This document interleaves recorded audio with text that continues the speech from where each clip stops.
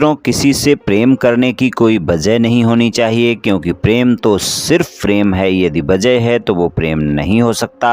आपकी पसंद अवश्य हो सकती है। जय श्री कृष्ण मित्रों, फिर एक बार बहुत बहुत हार्दिक स्वागत है आप सभी का। मित्रों, आज हम बात करेंगे जिनका नाम अंग्रेजी के वी लेटर से शुरू होता है और वृषभ राशि है, उनके वर्ष 2025 के प्रेम संबंध और वैवाहिक संबंध के राशिफल की चर्चा करेंगे। मित्रों, ये वीडियो आप खुद के लिए भी देख व सुन सकते हैं, अपने मित्र या संबंधी के लिए भी देख व सुन सकते हैं। तो चलिए शुरू करते हैं। सबसे पहले बहुत ही संक्षेप में आपके स्वभाव की चर्चा कर लेते हैं। वी नाम वाले वृषभ राशि वाले लोग प्रेम संबंध के मामले में अपने समान बुद्धि के लोगों के साथ ही संबंध स्थापित करके खुशी हासिल करते हैं, क्योंकि इन्हीं के साथ रहने से इनको खुशी मिलती है। आप अपने प्रेमी के समक्ष प्रेम के इजहार करने में ही खुशी जाहिर करते हैं। आप अपने प्रेमी प्रेमिका को दिल से चाहते हैं। आपका प्रेमी भी आपको कोई न कोई तोहफा वगैरह देकर खुश करता रहता है।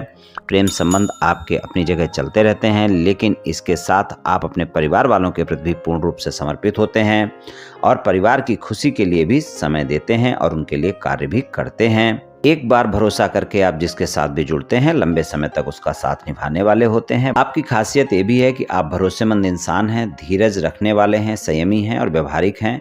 और आप में थोड़ी सी ये कमी होती है कि आप बहुत ही जिद्दी स्वभाव के व्यक्ति कई बार हो जाते हैं। आसानी से किसी काम के साथ समझौता नहीं करते और एक बार किसी व्यक्ति के बारे में अगर कोई धारणा आपने बना ली तो आसानी से आप उसको बदलने वाले नहीं हैं, क्योंकि आप कोई भी काम जल्दबाजी में कर ही नहीं सकते। आपको पूरा समय चाहिए। जीवन की जटिलताओं से आप बचते हैं और जीवन में स्थायित्व के साथ आपको सुरक्षा भी चाहिए होती है। चलिए प्रेम संबंध की बात करते हैं। प्रेम संबंध की बात करें तो प्रेम संबंध के मामले में पंचम भाव में कन्या राशि है, स्वामी बुध हैं। लेकिन यहाँ पर हम शनि, गुरु, राहु और केतु के गोचर के आधार पर वार्षिक राशिफल की चर्चा कर रहे हैं और मासिक राशिफल में हम सभी ग्रहों के आधार पर चर्चा करते हैं। तो यहाँ पर हम शनि, गुरु, राहु और केतु के गोचर के आधार पर आपके प्रेम संबंध और वैवाहिक संबंध के राशिफल की चर्चा करेंगे। तो शनि देव का जो गोचर है वो 29 मार्च तक के समय में कुंभ राशि में ही रहेंगे और उसके बाद वो मीन राशि में एकादश भाव में जाएंगे। वहाँ से पंचम भाव पर दृष्टि होगी। लेकिन आपके पंचम भाव में केतु का गोचर 18 मई तक बना हुआ है। 18 मई को वो चौथे भाव में सिंह राशि में जाएंगे और राहु का गोचर एकादश भाव में मीन राशि में बना हुआ है। शुरुआत में वर्ष की आपके जो गुरुदेव हैं वो आपकी राशि में ही रहेंगे और मध्य मई तक रहेंगे। तो केतु का पंचम भाव में गोचर होने से संबंध में छोटी छोटी बातों को लेकर गलतफहमियां हो सकती हैं और इस कारण वर्ष की शुरुआत में ही आपके जो रोमांटिक रिश्ते हैं उनमें प्रभाव देखने को मिल सकता है। आप दोनों एक दूसरे से छोटी छोटी बातों पर आरोप प्रत्यारोप कर सकते हैं, लेकिन गुरु की पंचम दृष्टि वहां पर बनी हुई है। इसलिए अगर कोई भी मनमुटाव आपके साथी के बीच में होता है तो वो निश्चित तौर पर समस्या सुलझ जाएगी और आपके प्रेम संबंध सामान्य रूप से चलते रहेंगे। लेकिन थोड़ा सा रिश्तों में कमजोरी की संभावना बनी रहेगी। जब तक केतु का गोचर पंचम भाव में है तो वहाँ पर आप देखेंगे आपका अपने साथी के प्रति जो रवैया है वो बहुत अच्छा प्रेम संबंधों के मामले में देखने को नहीं मिलेगा। आपके साथी के बीच में समझ की कमी के कारण भी प्रेम में गलतफहमियां हो सकती हैं, जिससे देखा जाए कि आपके रिश्ते में तनाव भी आ सकता है।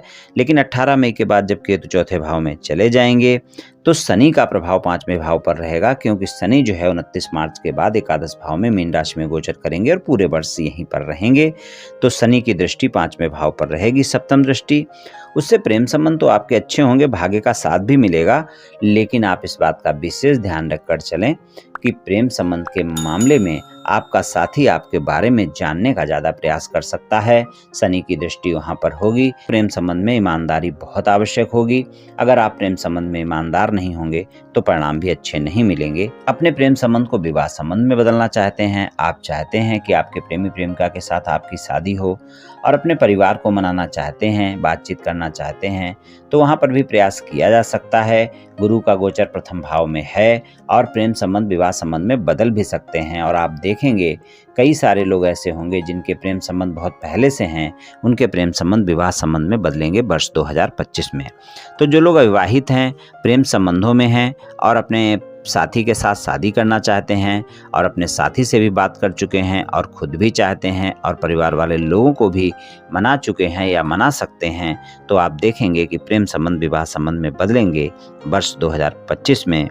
लेकिन आप प्रेम संबंध के मामले में इस वर्ष थोड़ा समझदारी से काम लें, इस बात का ध्यान रखकर चलें, खासकर मध्य मई तक के समय में। और मध्य मई के बाद का जो समय होगा वो प्रेम संबंध के मामले में आपको अच्छे परिणाम दिखाएगा। वहाँ पर आपकी वाणी भी अच्छी रहेगी और प्रेम संबंध के मामले में एक दूसरे पर भरोसा भी रहेगा। जो लोग सिंगल हैं, प्रेम संबंध के मामले में किसी से मित्रवत संबंध है, उनको प्रस्ताव देना चाहते हैं कि उनके जीवन में कोई प्रेमी प्रेमिका आए, तो उनकी भी इच्छा वर्ष 2025 में पूरी हो सकती है। प्रेम संबंध के मामले में कुछ इस तरह के परिणाम मिल सकते हैं। वैवाहिक संबंध की बात करें तो वैवाहिक संबंध के मामले में वर्ष की शुरुआत में अच्छे परिणाम देखने को मिलेंगे। गुरु की 7वीं दृष्टि आपके सप्तम भाव पर बनी रहेगी, तो वैवाहिक संबंधों के लिए वर्ष की शुरुआत अच्छी रहेगी। और अगर वैवाहिक संबंधों में कोई भी वाद विवाद हैं तो वो सुलझाए जा सकते हैं। आपसी समझ उस समय ज़्यादा रहेगी और दोनों के बीच में एक दूसरे को प्रेम भी करेंगे और एक दूसरे की बातों को भी सुनेंगे। तो यहाँ पर अगर कोई आपके वाद विवाद हैं प्रेम संबंधों में, तो मध्य मई तक उन्हें सुलझाने का प्रयास किया जा सकता है और वहाँ पर आपको सफलता भी मिल सकती है। वैवाहिक संबंध में मध्य मई तक के समय में आपको भाग्य का साथ भी मिलेगा और आपको परिणाम भी अच्छे मिलेंगे। और ससुराल पक्ष के लोगों के साथ अगर किसी तरह की कोई गलतफहमी है तो वो भी आपकी समाप्त की जा सकती है, वहाँ पर भी अच्छे परिणाम देखने को मिलेंगे। इस वर्ष आपके जीवन साथी के साथ आपकी यात्राएं भी हो सकती हैं और अगर यात्राएं होती हैं तो वो धार्मिक यात्रा भी हो सकती है। तो वहाँ पर अगर छोटे मोटे वाद विवाद हैं तो वो भी समाप्त होंगे और एक दूसरे के साथ में संबंध भी मजबूत होंगे, आपका रिश्ता मजबूत होगा। वैवाहिक संबंध के मामले में परिणाम अच्छे देखने को मिलेंगे।